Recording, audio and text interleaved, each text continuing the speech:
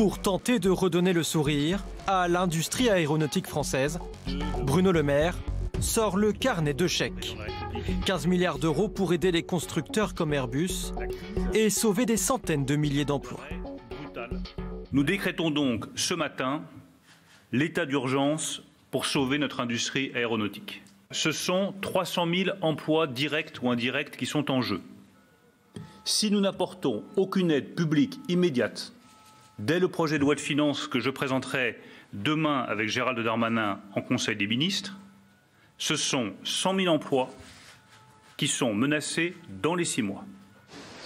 À Toulouse, les responsables syndicaux du secteur accueillent ce plan d'urgence avec soulagement.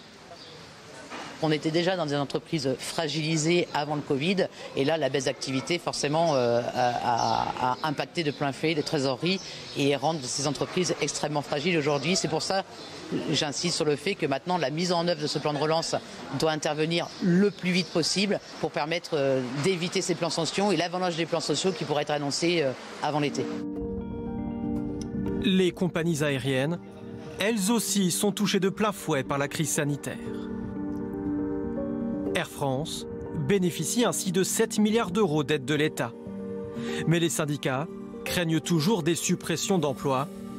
La compagnie entend assurer 15% de ses vols d'ici à la fin du mois pour atteindre les 40% au mois d'août dans 137 destinations. Le vol pour lui. Oui.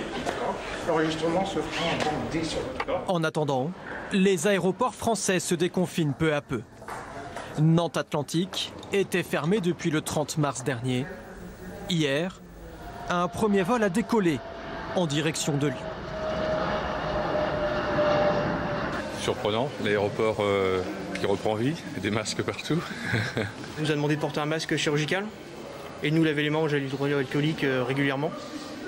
La seule contrainte, c'est qu'on ne peut pas amener une grande quantité de gel dans les avions. Ici, la reprise sera très progressive.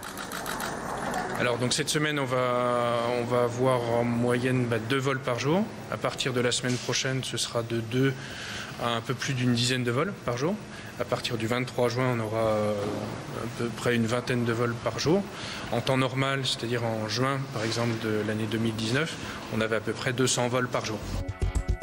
Pour les grands départs vers l'Europe, il faudra attendre la réouverture de l'aéroport d'Orly, prévue le 26 juin prochain.